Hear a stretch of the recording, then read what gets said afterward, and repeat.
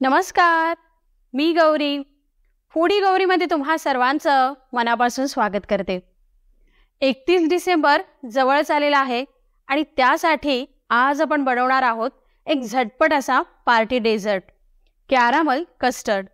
Recipe एकदम सोपी आहे. अगदी 3 ते 4 साहित्यात होणारी आणि एकदम स्मूथ, सॉफ्ट, डिलिशियस अशी ही डिश आहे. तर लगेचच रेसिपीला सुरुवात करूयात.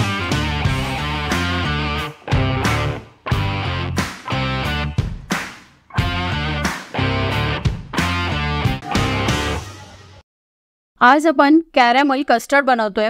इथे मी अंड वापरून हे कॅरामल कस्टर्ड बनवत आहे. अगदी सोपी रेसिपी आहे. फक्त 4 इन्ग्रेडियंट लागतात आपल्याला इथे. कॅरामल कस्टर्ड बनवण्यासाठी इथे आपण घेतलेला आहे अर्धा लिटर दूध, 4 अंडी, 2 चमचे व्हॅनिला एसेन्स, अर्धा कप साखर घेतलेली आहे आणि ही अजून जी अर्धा कप साखर घेतलेली आहे त्याचा आपल्याला कॅरामल बनवायचा आहे. इथे मी कॅरामल बनवण्यासाठी केक टीनचा वापर केलेला आहे. हा मी जो केक टीन वापरलाय तो 6 इंचाचा केक टीन आहे आणि त्याची जी डेप्थ आहे ती 2.5 इंचाची आहे. त्याऐवजी तुम्ही स्टीलच्या डब्याचा सुद्धा वापर करू शकता. पण जर स्टीलचा डबा वापरणार असाल तर कॅरामल एका वेगळ्या भांड्यात करून ते तुम्हाला स्टीलच्या डब्यामध्ये ओतावं लागेल. पण इथे मी डायरेक्ट याच भांड्यामध्ये, या जे केकचा जो टीन आहे यामध्येच कॅरामल बनवणार आहे. तर कॅरामल बनवण्यासाठी आपल्याला हा जो केक टीन आहे याला गॅसवरती ठेवायचा आहे. गॅस चालू करायचा आणि त्यामध्ये जी आपण अर्धा कप साखर वेगळी घेतली होती ती साखर घालायची आहे. मी पहिल्यांदा थोडा वेळ गॅसची फ्लेम मीडियम वरती ठेवते कारण साखर वितळायला पाहिजे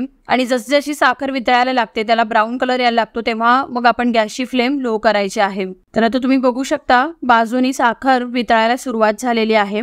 हळूहळू त्याला ब्राऊन कलर येतोय. आता पकडच्या साह्याने त्याला वरती उचलायचं आहे. जे केक टीन आहे त्याला वरती उचलायचं, कारण काय होतं की एकाच साईडनी मग साखर जळायला लागते, मग ती काळपट व्हायला लागते. त्यामुळे त्याला फ्लेम वरून थोडंसं वरती घ्यायचं आहे आणि आता याला चमच्याने हलवून घ्यायचं, म्हणजे ती साखर व्यवस्थित एकजीव होईल आणि व्यवस्थित वितळली जाईल. तुम्हाला जर असं वाटलं की हे जी साखर आहे ती जळायला लागलेली आहे, काळपट व्हायला लागली आहे, तर तुम्ही यामध्ये पटकन 1 ते 2 चमचे एवढंच पाणी घालू शकता. त्यापेक्षा जास्त पाण्याचा वापर करू नका, नाहीतर त्याचं सिरप तयार होईल, कॅरामल तयार होणार नाही आणि ते सेटही होणार नाही. तर आता इथे मी अजिबातच पाण्याचा वापर केलेला नाही आहे. चमच्याने याला व्यवस्थित हलवून घेतलाय आणि ते तुम्ही बघू शकता याला परफेक्ट असा गोल्डन ब्राऊन कलर आलेला आहे. आणि आता आपण गॅसची फ्लेम बंद करायची आहे. यापेक्षा जास्त आपण याला शिजवायचं नाहीये किंवा गॅसवरती ठेवायचं नाहीये, कारण मग त्याचा कलर खूपच डार्क होतो आणि खायला मध्ये कडवट लागतं. याला आता रूम टेम्परेचर वरतीच असंच सेट व्हायला ठेवून द्यायचं आहे. याला फ्रीज मध्ये वगैरे काही ठेवण्याची गरज नसते. एक 10 ते 15 मिनिटांमध्ये हे जे कॅरामल आहे हे टीन मध्ये व्यवस्थित सेट होतं. तर इथे आपलं परफेक्ट असं हे कॅरामल तयार झालंय.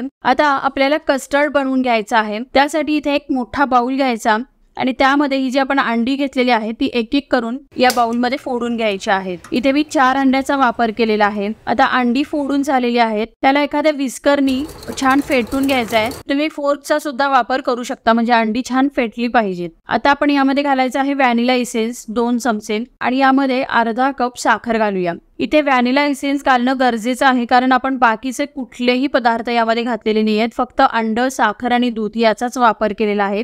अंड्याचा एक वेगळा वास असतो, त्यामुळे ते कस्टर्डला सुद्धा तो वास येऊ शकतो. तो वास येऊ नये म्हणून आपण इथे व्हॅनिला एसेन्स घालणं अगदी गरजेचंच आहे. आता ही साखर पूर्णतः विरघळेपर्यंत आपल्याला हे छान फेटून घ्यायचं आहे. तुम्ही साखरऐवजी म्हणजे पिठी साखरेचा पण वापर करू शकता, पण साखर घेताना अर्धा कप अख्खीच साखर घ्यायची आहे आणि मग त्याला मिक्सर मधून फिरवून त्याची पिठी साखर बनवून मिक्स करून त्याला छान फेटून घ्यायचं आहे. आता साखर छान विरघळलेली आहे, तर आपण यामध्ये दूध घालायचं आहे. इथे मी अर्धा लिटर दूध घेतलंय आणि ते दूध आहे ते कोमट करून घेतलेलं आहे. खूप जास्त गरम नाही, पण कोमट दुधाचा वापर केलाय. आणि याला छान विस्करने मिक्स करून घ्यायचं आहे, जेणेकरून हे सगळे पदार्थ एकजीव एकत्र झाले पाहिजेत. आता आपलं हे कस्टर्ड आहे ते तयार झाले. आता आपल्याला आपण मगाशी जे कॅरॅमल केलं होतं ते बघूयात. इथे तुम्ही हात लावून बघायचं आहे, हे जे कॅरॅमल व्यवस्थित सेट झालेलं आहे, कुठेही हाताला चिकटत नाहीये. त्याच्यावर हात फिरून बघितला तर अगदी काचेप्रमाणे झालेलं आहे, ते चकाकी आलेली आहे त्याला. तर आता या कॅरॅमलच्या भांड्यामध्ये आपल्याला हे जे कस्टर्ड आहे ते ओतायचं आहे आणि आता आपल्याला याला स्टीम करून घ्यायचं आहे, याला वाफवून घ्यायचं आहे. ज्याप्रमाणे आपण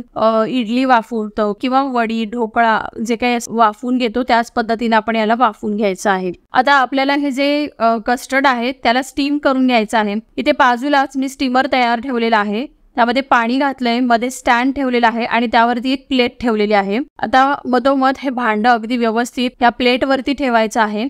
आता आपण याला झाकण लावायचं आहे आणि याला एक 35 ते 40 मिनिटांसाठी वाफवून घ्यायचं आहे. इथे मी जो केक टीन वापरलेला आहे तो थोडासा उभट आहे, त्यामुळे मिश्रण शिजायला थोडासा जास्त वेळ लागतो. जर तुम्ही जे वापरलेला जो टीन असेल तो जर पसरट असेल तर तुम्हाला कदाचित 30 ते 35 मिनिटांमध्ये हे मिश्रण छान व्यवस्थित शिजून तयार होईल. तर आता पहिल्यांदा 5 मिनिटं आपण गॅसची फ्लेम हाय ठेवायची आहे आणि नंतर 5 मिनिटांनंतर गॅसची फ्लेम आपल्याला लो ठेवायची आहे. आणि आता 5 मिनिटं झालेली आहेत, गॅसची फ्लेम आपण लो करूया. एक 35 ते 40 मिनिटं झालेली आहेत. आता आपण बघूया हे जे कस्टर्ड आहे ते शिजलंय का. टूथपिकच्या साहाय्याने बघायचं आहे. टूथपिक व्यवस्थित क्लीन आली आहे, याचा अर्थ हे जे मिश्रण आहे आपल्याला व्यवस्थित शिजलंय. आता आपल्याला याला रूम टेम्परेचर वरती असंच 1.5 ते 2 तासासाठी आपल्याला थंड करून घ्यायचं आहे आणि रूम टेम्परेचर वरती ते व्यवस्थित थंड झाल्यानंतर आपण याला फ्रीज मध्ये 3 ते 4 तासासाठी थंड करून घेणार आहोत. त्यामुळे कॅरॅमल कस्टर्ड अगदी व्यवस्थित सेट होतं आणि मगच आपण याला सर्व करणार आहोत. तर आता 3 ते 4 तास झालेले आहेत, आपण याला सर्व करूया. हे खूप डेलिकेट असतं, त्यामुळे अगदी काळजीपूर्वक आपण याला सुरीनी वेगळं करून घ्यायचं आहे. आणि एक प्लेट घ्यायची, जो आपण टीन आहे त्याच्यावरती प्लेट ठेवायची आणि पटकन उलटा करून घ्यायचा आहे. आणि हा टीन आता आपण वेगळा करूया. तुम्ही बघू शकता प्लेटमध्ये हे व्यवस्थित आता कस्टर्ड आलेलं आहे. तुम्ही याला पुदिन्याचं पान ठेवून सुद्धा छान असं गार्निश करू शकता. आणि मस्त आपलं हे आता कस्टर्ड तयार झालंय. आपण याला कट करून बघूया. एकदम परफेक्ट असं आपलं हे कॅरॅमल कस्टर्ड तयार झालेलं आहे.